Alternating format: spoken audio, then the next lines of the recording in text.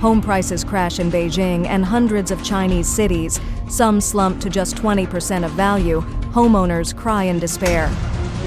Shanghai Pudong deserted. China's airlines lose money 5 years in a row.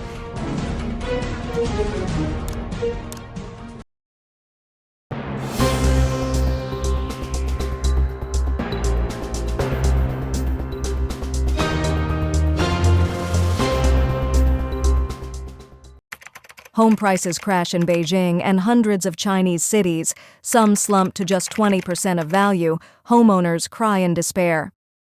This is the residential area a speculator once bought into in Zhongkai Tongqiao, Huizhou. My God, he's living there alone. Where did all the eager buyers who lined up beside him vanish to? Look at these buildings. This one has just 2 or 3 households. That one barely more. 1 unit here, 3 or 4 there. It's a ghost town.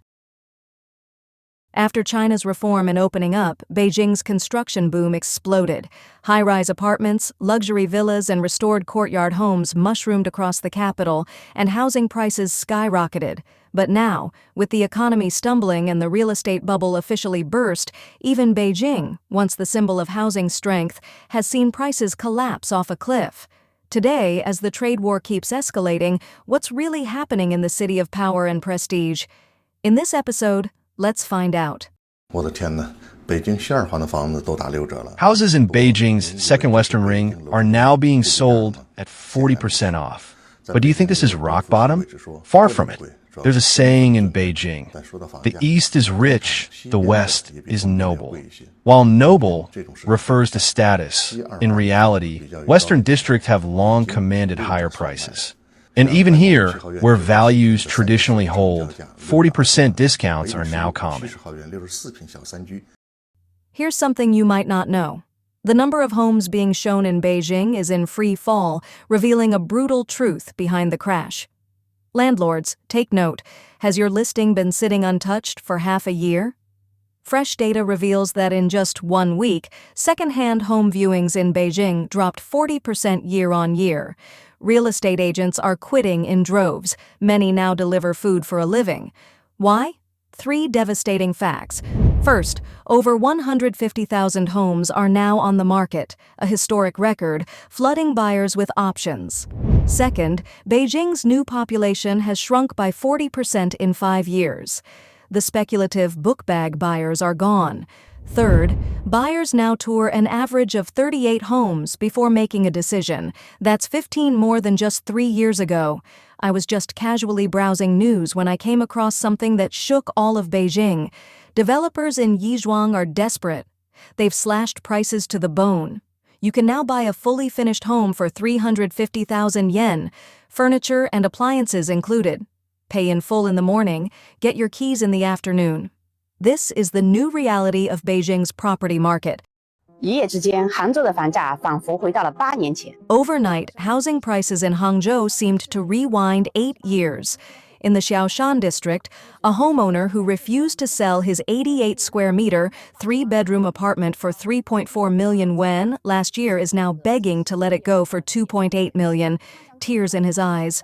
After a buyer complained, he even slashed the price by 80%. It felt like prices had collapsed back to the pre-liberalization era.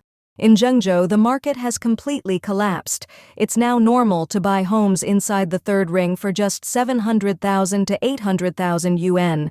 Some old city center units are going for 200,000 or 300,000.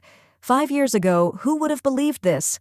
One man shared his story. He bought a 78-square-meter apartment in 2019 for 1.1 million yuan including fees. Add 120,000 for renovations, and he spent 1.22 million total. Today, it won't even sell for 400,000, but he still owes the bank 650,000. After 13 years of grinding in Zhengzhou, he's left with a home that's now a financial trap. Selling it means paying hundreds of thousands, just to get out. How much is your mortgage in Beijing? A friend of mine and his wife earn 30,000 yuan a month, raise 2 kids, and pay over 20,000 in mortgage. The pressure is suffocating. They can't afford to get sick, and any setback could break them. Their quality of life has plummeted. Last year, to ease the burden, they listed a second home for sale. A year later, not a single offer. 2 days ago, they cut the price by another 100,000 yuan, down from the original 1 million. Who really understands the family's burden? A Beijing aunt recently admitted she's losing 2,400 yuan in rent every month. Tiantanjuan rents have halved, vacancies keep rising. They say the end of the Beijing dream is Tianjin, but Tianjin isn't doing better. In 3 years, its population dropped by over 500,000, while new housing stock rose 40%. Buyers touring neighborhoods often ask, why so many buildings, yet so few people? If not for the lights at night, you'd think they were abandoned. Shanghai Pudong deserted. China's airlines lose money 5 years in a row. China's economy is in sharp decline. Shopping malls in Beijing are closing in waves, companies are laying off staff nationwide, and incomes are falling. Many migrant workers in Beijing feel lost. Some live extremely frugally, others have already returned to their hometowns. With consumption shrinking and travel costs dropping, international tourism and business travel to China have plummeted. Passenger traffic on major airlines has collapsed. Videos show once bustling airports like Shanghai Hongqiao, Pudong, and Beijing capital now eerily empty. Terminals look like ghost towns. At Shanghai Pudong Airport on April 29th, the first day of the holiday, travelers were shocked. Is it just us three here? Duty-free shops at Beijing capital's Terminal 3 are nearly empty, many completely shuttered. It's nothing like before, one traveler said. Another passenger heading to Thailand filmed near deserted halls. I only see 20 to 30 people. Despite claims that Shanghai is full of Koreans, I didn't see any. Maybe the city's just too big. China's aviation industry is still in deep trouble. Air China, China Eastern, and China Southern all reported major losses again in Q1, marking 5 straight years in the red. At Huangshan Tongxi Airport, one visitor found the terminal completely empty at 2 p.m. Not a single passenger, only staff who just laughed. It's the most deserted airport I've ever seen.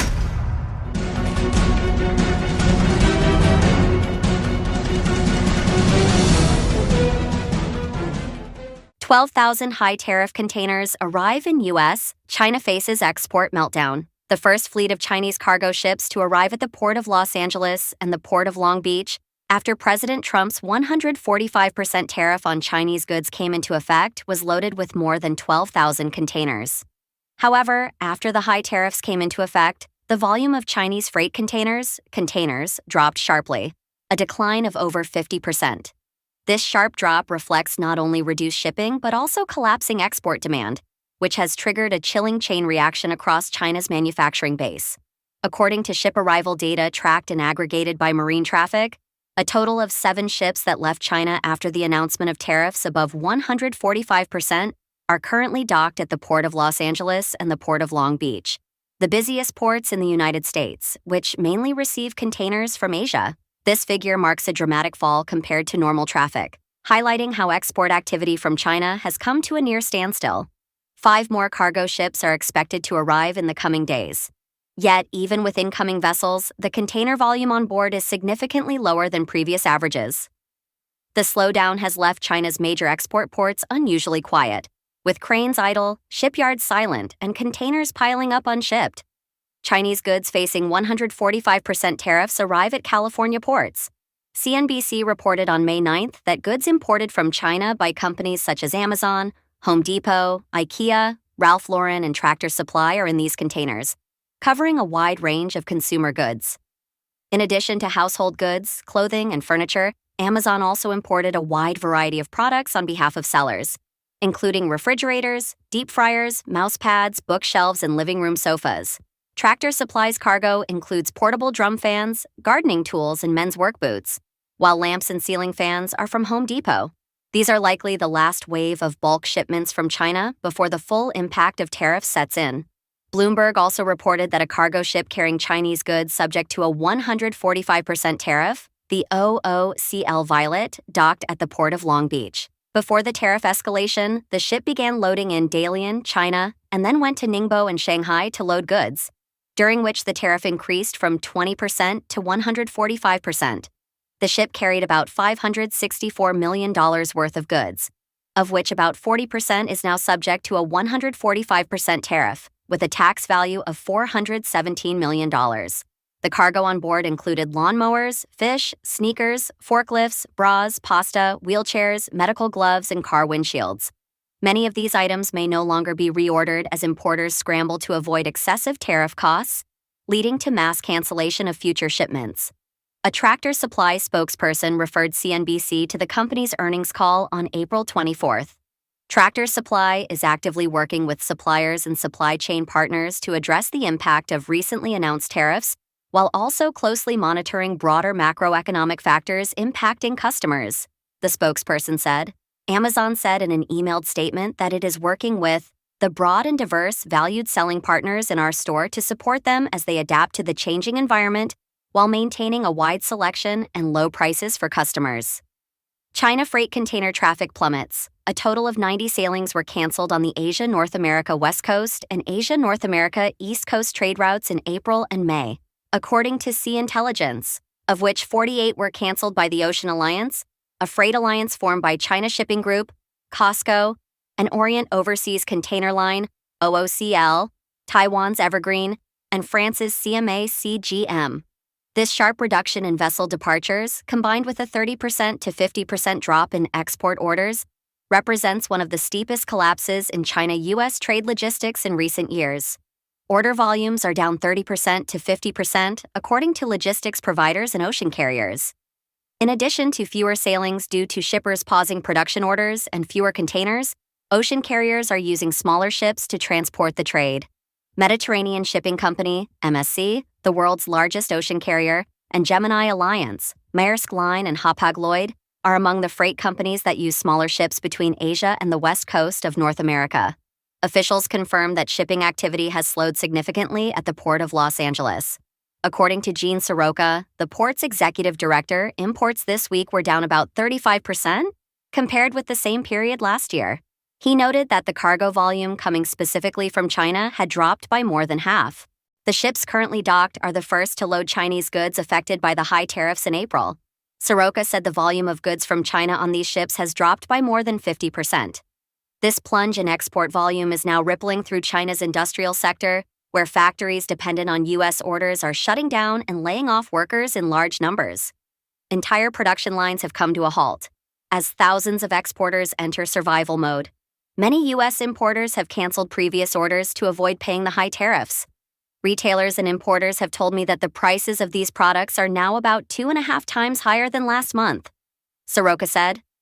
Siku Logistics Global Chief Commercial Officer Brian Burke told CNBC that his customers are still in the dark about how the various tariff provisions stack up, or, in some cases, how they offset each other. Burke said once shippers finished moving what they considered essential inventory, their supply chains were in varying degrees of wait-and-see mode and continued to cancel orders from China, leading to widespread fears of product shortages and possible empty shelves. For China, however, the consequences are already visible. Idle ports, shuttered factories, and millions of workers facing sudden unemployment. What happens if the previously accumulated safety inventory disappears? Burke asked. The National Retail Federation predicts that total U.S. imports will fall by at least 20% by the second half of 2025. Imports from China are expected to fall even more sharply, with J.P. Morgan predicting a sharp drop of 75% to 80%.